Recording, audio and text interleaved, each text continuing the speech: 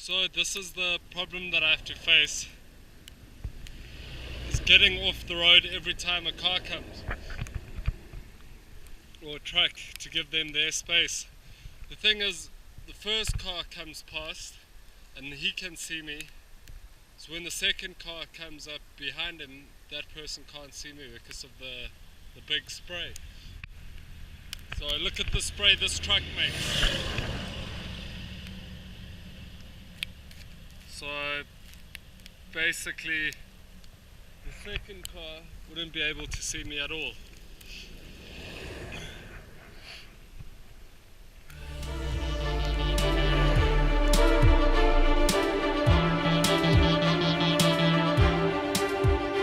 One man attempts to circle the planet under human power only.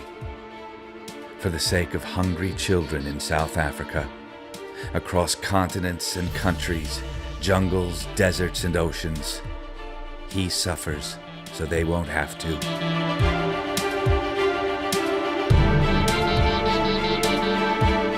Expedition 720, a human journey for the ages.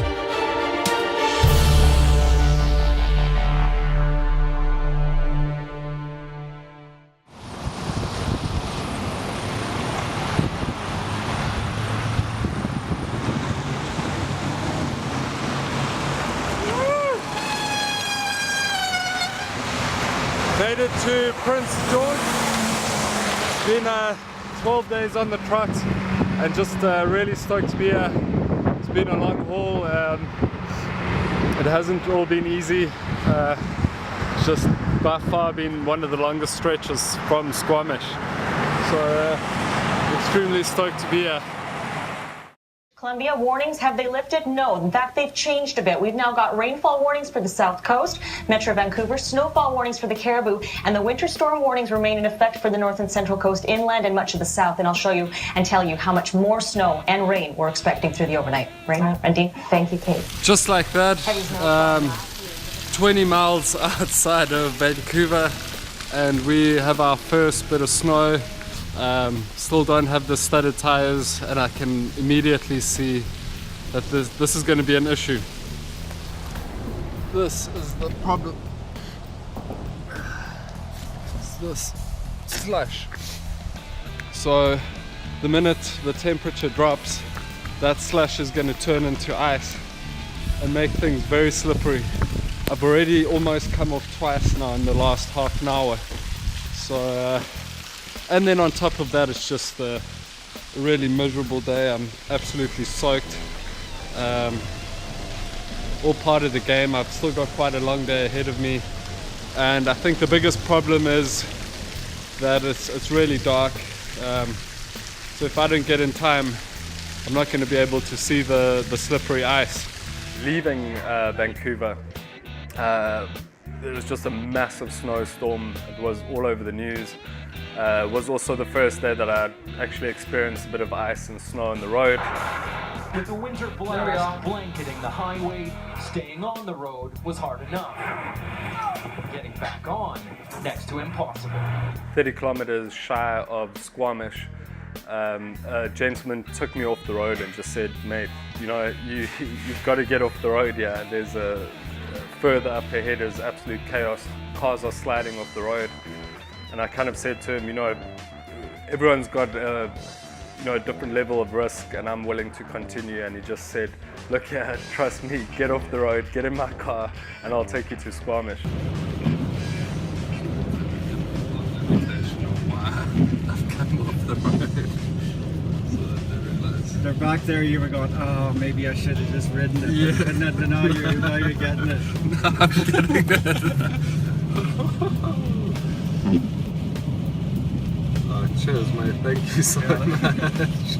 So, just got in the car, and literally, 4 or 5 kilometers up the road, it was just a complete mess. A pickup truck in front of us went off the road, and there's zero visibility, and it was just an absolute nightmare. If I hadn't got into his car, I would have been taken off by the police in any way.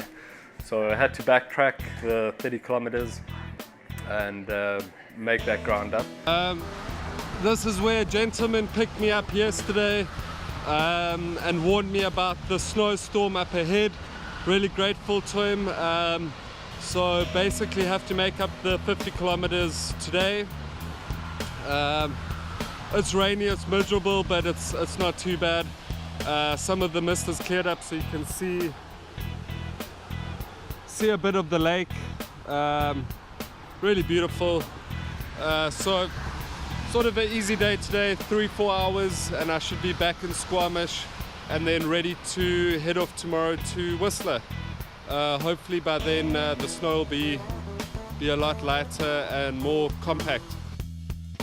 Due to the snowstorm, I ended up staying in Squamish for a couple of days and met an awesome girl called Chrissy, who was kind enough to take all my panniers and most of the load up the Duffy, so I didn't have to ride with the full weight, which made a big difference. The Duffy Pass is about 17 kilometers of climbing, about 1,800 meters.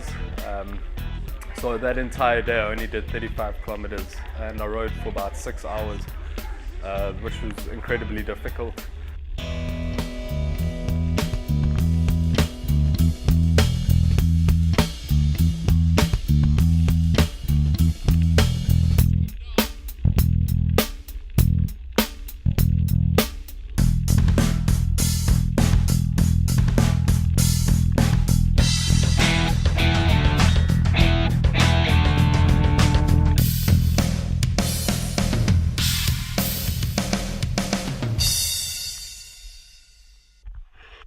That's how it's going to be pretty much all day today.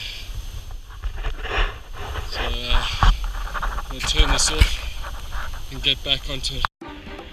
Every day it just gets progressively more difficult, and you know, a lot of days it's a job and you just got to get the kilometers through.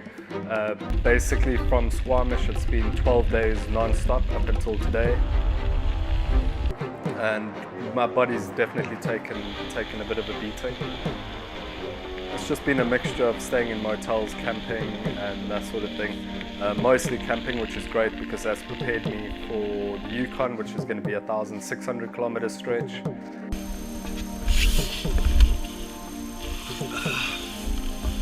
So a bit of life inside the tent. Just finished up for the day. Doing a bit of stealth camping. Started to make it all chicken salad. Whew, it's cold, about -2 degrees.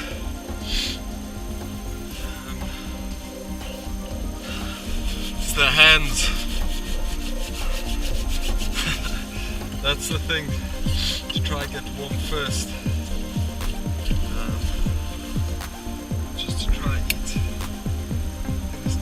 A windy night. I hope I don't get kicked out of where I am. Since I've hit snow, things have got a lot slower. It takes almost half an hour to 45 minutes longer to pack up every day.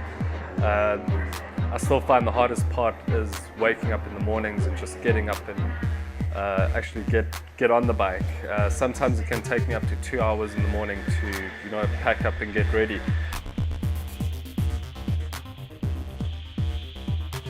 Yeah, so it was my 30th birthday on the 15th of January, and I was sort of just south of Williams Lake.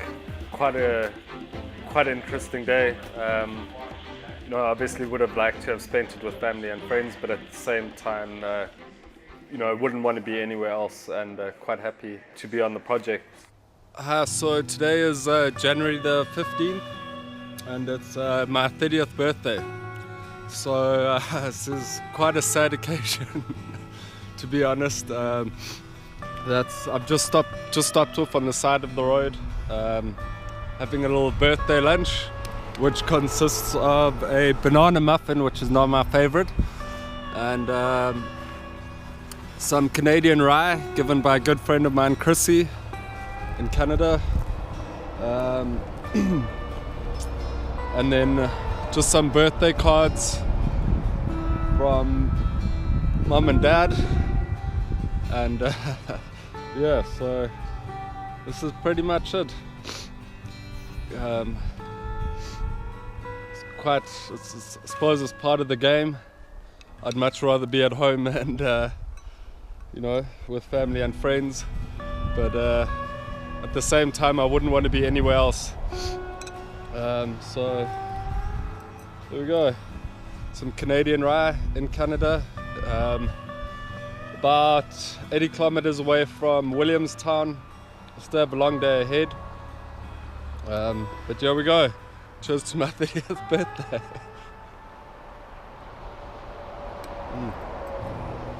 That'll warm me up. So initially I had a 90-day prediction of finishing the first leg, and I would say that I'm slightly behind at the moment. Probably looking realistically at about 120 days to complete the first leg. You meet somebody and their lives carry on, and you go your separate way, and 3 or 4 days later you might be 400 kilometers away from that person, and in all likelihood and realistically you're probably not going to see them again. So it's always difficult leaving. It can be slightly heartbreaking, definitely. The partnership with HEF International South Africa, we're in communication constantly, but still trying to I find it very difficult to try to do fundraising whilst on the project. And I just really want to encourage people out there to get involved and to go to the www.expedition720 website. And the donation that you'll make, whether it's a chicken, a goat, some seeds, will most certainly make a difference to many lives in South Africa. It's such a great concept to teach people how to sustain themselves and to create a sustainable environment for their children. And it takes nothing just to donate $10 and actually make a tangible difference. As a HEF International South Africa ambassador, I've been trying to get people to donate, but it has to come from their own will, and we're still very slow on that. We've got a very ambitious target, and I'd say at the moment we've only raised around 5,000 to 10,000 rand, and we're way short of where we should be. And really encouraging people out there to get involved and try to help make a difference. So leaving Williams Lake today, late start, not ideal conditions. As you can see, it's extremely misty, quite a dense fog, and basically I'm being forced to ride on the shoulder, which is just a slushy, sandy, thick mix.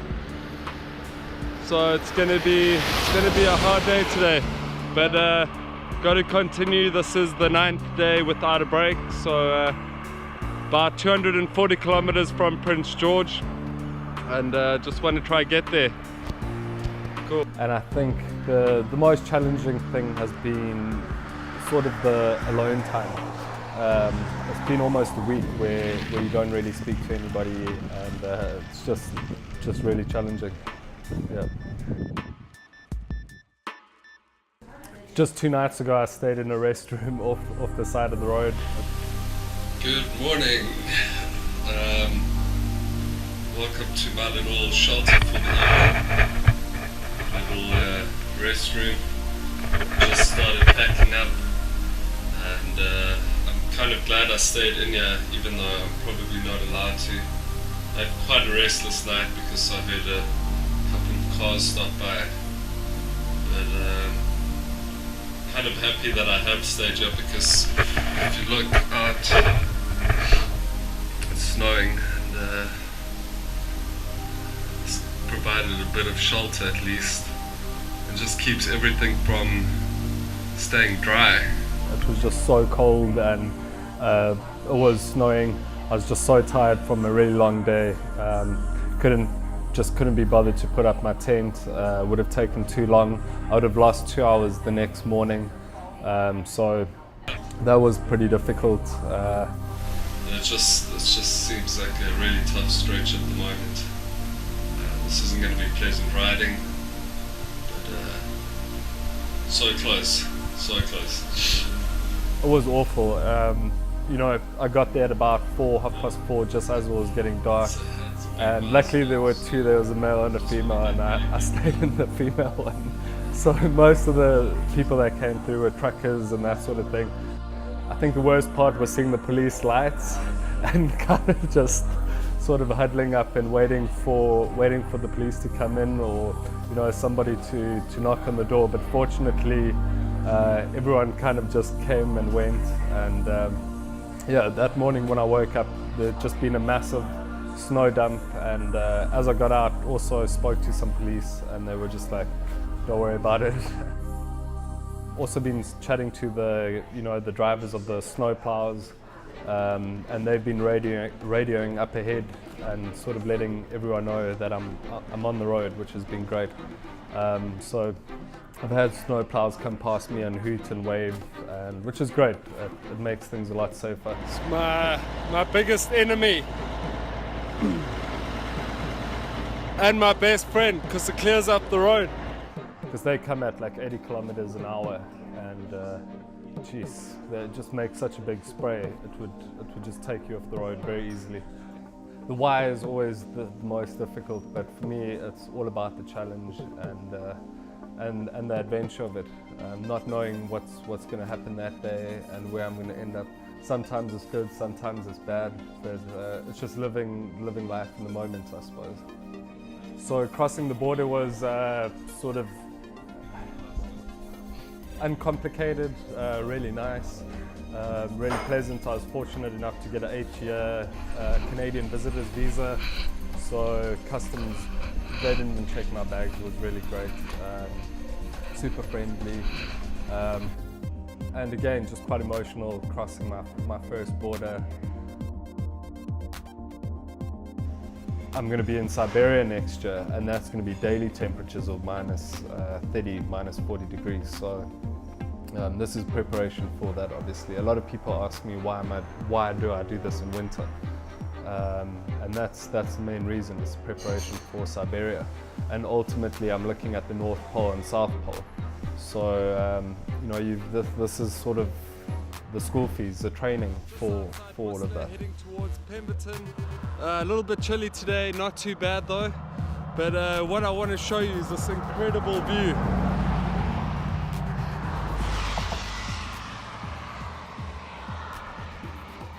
And those are some of the mountains I'll be passing through. You know, people ask me why I do this, and to me that's a pretty good reason. One of many. Absolutely spectacular.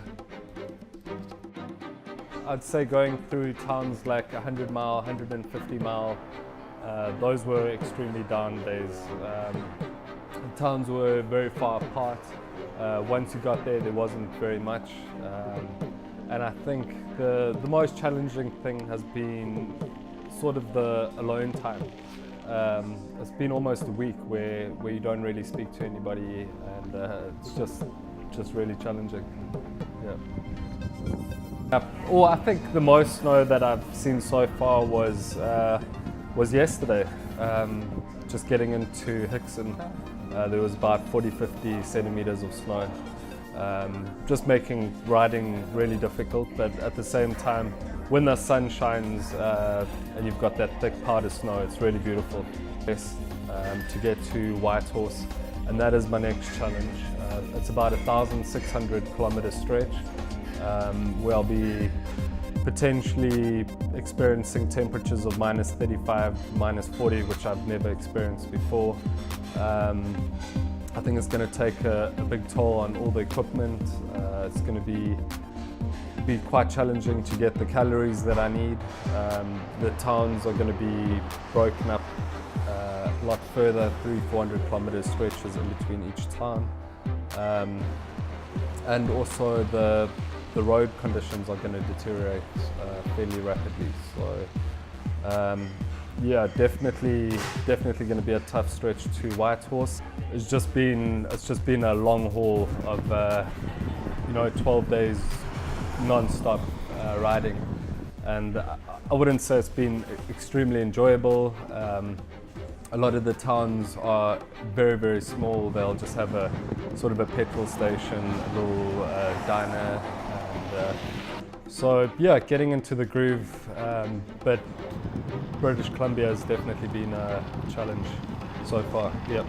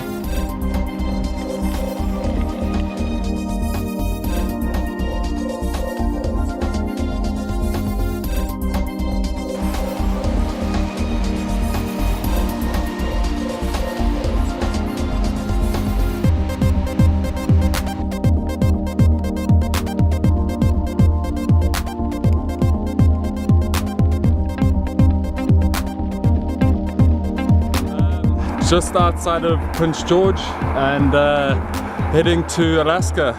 A long stretch and rainy day today, but positive, nice recovery in PG, and yeah, ready for Alaska. 1,600 Ks.